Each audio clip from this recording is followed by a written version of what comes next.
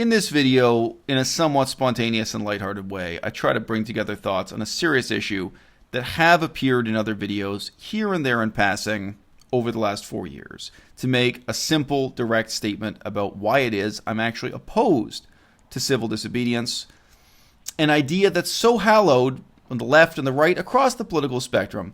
It has so many romanticized quotes attached to it that I think many people would just be shocked to know that someone who sincerely cares about politics, about getting organized and pursuing political change, would dare to question this hallowed tradition.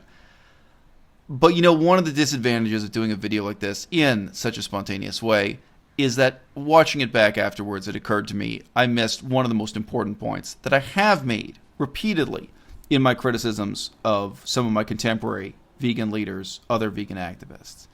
It's a simple point, but it's one that has, I think, so much importance that I wanted to stop now and add this at the start of what is admittedly a longer video than I'd intended it to be. Guys, if you make these excuses for illegal activities, if you make these excuses for civil disobedience, please try to imagine what your life would be like if your worst enemies took the same liberties and engaged in the same tactics. If you think it's okay for Direct Action Everywhere to climb over the barrier and interrupt Bernie Sanders in the name of veganism, if you're going to bring out these quotations from Martin Luther King Jr. and Mahatma Gandhi and say, oh, well, it's in the name of challenging an unjust law, therefore breaking the laws is justified, guess what? The neo-Nazis would see things exactly the same way. From the perspective of the vast majority of the population, the position that vegans are self-righteously trying to pursue is just as laughable, just as irrational, just as extreme as what the neo-Nazis are trying to pursue. Okay? I'm not just saying this to, make you feel bad about being vegan. I mean, the point is, either you believe in the pursuit of competing political ends and the free market of ideas, democratic contacts for debate and discourse, or you believe in civil disobedience for everyone, not just for the people who happen to agree with your own idiosyncratic sense of justice, your own idiosyncratic sense of what's right and wrong, your own idiosyncratic sense also of priority. Because what other people see as an emergency, you may see as business as usual. What other people see as a calamity threatening Western civilization itself, you may see as no big deal.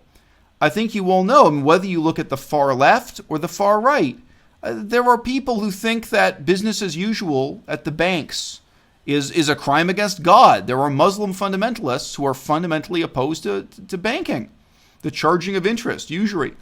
They want to tear down the banks. There are neo-Nazis who want to kick out all the immigrants. There are all kinds of people who, from their perspective, are acting in the pursuit of something just and honorable, and they'll very gladly step over that line between the legal definition, no matter how arbitrary, of what's right and wrong. If you think it's okay for Direct Action Everywhere or for vegan extremists or for vegan activists to kick down the doors and break into laboratories, then you believe it's okay for Catholic fundamentalists to do it at abortion clinics. If this is permissible for us, it's permissible for everyone. So when you make excuses for Wayne Seong breaking into a laboratory and destroying scientific experiments in the name of veganism, will you extend this same glorification of civil disobedience to Catholics, Muslims, maybe just Protestants who are anti-abortion, breaking into abortion clinics? How about hippies who are anti-vax, breaking into vaccine clinics and destroying chemicals used to inoculate people against diseases? All this stuff is out there, and you can Google it and see just how sincere and passionate those people are in their own convictions, just as we as vegans are sincere and passionate in ours, okay? Sincerity can't be the criterion here. Passion can't be the criterion. The fact that something's an injustice, the fact that a given law from your perspective is illegitimate, therefore you think it's okay to use illegal force to protest against it. Okay? No. The ethic I promote on this channel is one of doing the best you can. And I don't believe that the best you can do is to engage in theft, vandalism, breaking and entering, terrorism, bombs. I just don't believe that. Sure, if you look back over the history of the whole world, you can find some scenario where the political situation is so extreme that people have no choice but to resort to violence in their own self-defense. Sure, you can find that. But if you think that's the situation today in Berkeley, California, in the name of animal rights and veganism, then you're just as deluded as the neo-Nazis, the anti-vaxxers, and the people who blow up abortion clinics. If you can't see that you're on the same side they're on, you really need to stop and reconsider this romanticized notion of civil disobedience.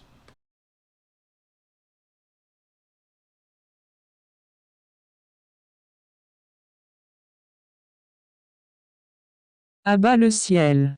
Civil disobedience is one of the most hallowed and romanticized concepts in the Western political lexicon. What does it really mean? Pissing off the cops, getting beaten up, and going to prison. That's what it means. So it really does it's quite a challenge for the poets and creative writers and filmmakers of our time to come up with a way to romanticize this approach to political activism. This is something I've discussed maybe 3 years ago or more on this channel. It's come up in passing from time to time, but I can't remember recently having a video that really stated what my position on this was. And, again, I'm very happy to have a few supporters like Marianne, who I just recorded a video with. I recorded a video. The context for this video now being made was my fellow Canadian aspiring vegan activist Marianne flew away to attend a major animal rights conference in Berkeley, California, came back, and I got his impressions of it. And in that video, I didn't cross-examine him too much. I wasn't too harsh or too hard on the notorious group Direct Action Everywhere, who it turned out really were the main organizers behind that conference. However, in numerous videos over the last 4 years on this channel, I have stated what my position on this is, and it occurs to me now, especially in the context of my having done a relatively flattering video of talking to someone else and hearing his perspective on Direct Action Everywhere and their use of illegal and low-key violent forms of activism and getting themselves charged with crimes and going to prison, and their rhetoric surrounding civil disobedience, that I should come out and make a short, concise, direct video stating why it is not only I don't preach civil disobedience, I don't practice civil disobedience, I don't encourage others to do it either. Look, guys, the rhetoric surrounding civil disobedience, including what Marianne sort of quoted to me from that conference just now within the vegan movement, it sort of attempts to relocate the question from you and what you're doing and what difference you can make to abstract ideological concepts like the goodness of the law itself. So I noticed he used a kind of hackneyed phrase in saying, well, if laws are illegitimate, then using illegal force or illegal tactics to challenge the law is justified, and so on. You hear this kind of rhetoric quite a bit. But the question we should be engaged in is actually not the formal validity of the law. It's about you and me and what kind of lives we want to live and what kind of difference we can make and what is the best way to go about doing it. And it's really quite dangerous. I mean, even though it seems like a harmless way to approach it, just as, if we're talking about warfare, we can't, shift the discussion to the instruments being used, to the bullets and the blades. We can't disassociate the questions from human lives, human motivations, and real human outcomes. Now, I think the most important thing to stress here is that this approach, it pretends to make judgments on the law. It pretends to pass judgments on the authorities. It pretends to pass judgments on the morality of society at large. But what it really rests on are a series of judgments about you and I, about the activists who are making these decisions.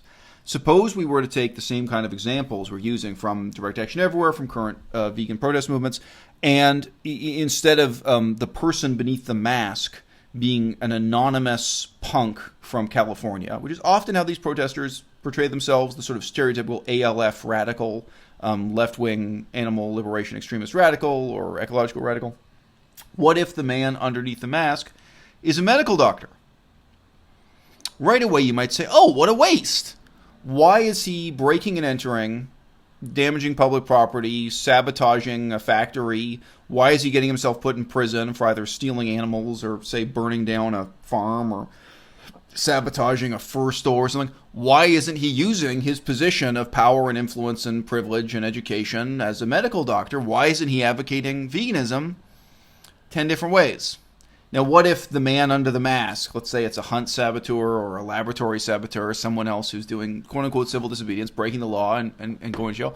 What if they take off the mask and instead they're a nutritionist? What if instead they're an architect? What if instead they're just a talented and reasonably successful musician? Maybe it's a musician you know. You're like, oh yeah, I remember a couple albums from that guy. Why would he get himself put in prison like this? Why would he do this rather than supporting or advocating the vegan cause in some other way? There is a judgment on the people involved here. And implicitly, what we don't want to examine is that you're presuming to say these people are so powerless, so voiceless, so utterly without recourse to making a constructive difference in a democratic society that they have nothing better. They have no choice left other than to throw themselves in the train tracks, throw themselves in prison, throw themselves at the police, throw themselves against the impassive edifice of the society that doesn't care for them, their opinions, to self-destructively, lay themselves down as sacrificial lambs for the progress of the movement. Now, I don't think that's good, even if it were true. I mean, when I take the masks off these people and I meet them face to face, I think, look, you're not such a scumbag. You're not such a bad guy. You're not so terrible. You have something to offer, whether you're a musician or a cook or a janitor. So I've met some janitors who were quite intelligent, resourceful people. And I've met some people with PhDs who were complete imbeciles. That's what you see as you go through this life. I mean, each of us in our way has the same kind of responsibility as a medical doctor. And you may not realize it, whether it's that you're a parent or a policeman or, whatever it is you take on in your life. And even if you don't yet, and when you watch this video, I don't care if you're 15 years old or you're 55. You can take on those responsibilities. You can expand your scope of responsibilities. You can take on responsibilities more important than the average doctor. You're capable of more long-term, especially if you're building up. And the impact of this kind of civil disobedience, when you look at it over a 10-year period, say, and I alluded to that briefly in my interview with Marian, it's so negative that it makes almost any of the other options seem positive. By contrast, including what I'm doing right now, coming on YouTube and trying to be a kind of theoretician, expressing your concern about the future of the movement. Now, if I had made this same video years ago, I'm not going to try to specify a specific number of years, I would have made the following contrast, and now I'm not going to do it. I'm going to explode this. I would have said years ago, look, I know what it's like to be involved in politics in Laos, Cambodia, Thailand, China, and by reading about it, to a lesser extent, other dictatorships around the world. Political science is my field. I've also lived and worked in humanitarian work. And you know what? There are some situations where you just totally lack the options and opportunities we take for granted in a democratic society like Canada or like California, where you really just don't have any choice other than to engage in illegal acts of civil disobedience. And if you have to go to prison, maybe that's what that entails in Cambodia, where people now really have no democracy. They have no way to change their country through elections, so maybe they have to look at other options. And you know what? Honestly, I've matured. Today, I wouldn't say that at all. And I think there is actually a really kind of creeping racism or dehumanization of people on the other side. Because when you know those people face to face, you know a sharp young man in Cambodia, and he may be an architect, and he may be a medical doctor, and he may be a janitor. But you know someone who's sharp and reads books and cares about politics. And if you just look at two options, a fork in the road, like, okay, you can throw yourself against this brick wall. You can throw yourself on the train tracks. You can throw yourself at the police. You can do this useless, self-sacrificial act of civil disobedience and spend 10 years in prison. Or you can maybe cross the border into Thailand. Maybe you're going to migrate to France or, Vancouver, Canada. But let's say you just go a couple miles over the border in Thailand, get yourself a job on a farm. I mean, I'm assuming a totally minimum wage job here. Get yourself an internet connection and spend your time writing articles and recording YouTube videos talking about politics in Cambodia and criticizing the establishment and calling for a change that has to come. Now, when you look at that fork in the road, you might think, hey, come on, Nigel, that's not very effective. As a form of activism, working on a farm and being a blogger and YouTube personality and writing articles, maybe getting your articles published in the newspaper from time to time, that's not terribly effective for a lone activist. But my point is, compared to spending 10 years in prison in Cambodia, it's unbelievably effective. And when you talk about civil disobedience, this is the kind of comparison you have to make. So examining the legal, democratically permissible options you've got in Canada, in California, I see no excuse, especially for the vegan movement, to be engaging in these illegal activities that I feel basically undermine the legitimacy of our own movement. Again, I have a whole playlist of videos, but you can see exactly what this is. Direct Action Everywhere, as an example, they run onto a baseball field and interrupt a baseball game in the name of veganism. Guess what? Of course, you're accomplishing nothing. They interrupt the baseball game for 5 minutes. Security pounces on them. They go to jail. Great. Have a good time in jail, getting a lawyer and paying the fines. I mean, I'm not saying they're going to do hard time for that. It's a pretty minor crime, but still, nobody really wants to deal with that. But guess what? You're also discrediting veganism. You think this makes veganism look good with this kind of disruption? They go into, I mean, I could list off all these examples. They go into Chipotle and break down, weeping and scream at the employees. They go into a butcher store and scream at the butcher, why don't you kill me instead of the pig? All this histrionic, emotionally overwrought nonsense. It's self-defeating on so many levels, even if they don't get put in prison. But now we've got Wayne Seong crying poor, the leader of Direct Action Everywhere, asking for your donations because he's facing 10 years, some people say possibly 30 years in prison for breaking and entering, theft, destruction of property, etc., because what he's been doing is illegal. He hasn't been doing it in secrecy. He's been filming himself and posting film of him breaking the law on the internet as veganism's #1 fame whore. Not just trying to break the law, but trying to get famous and get donations doing it. That's the game they've been playing. Okay?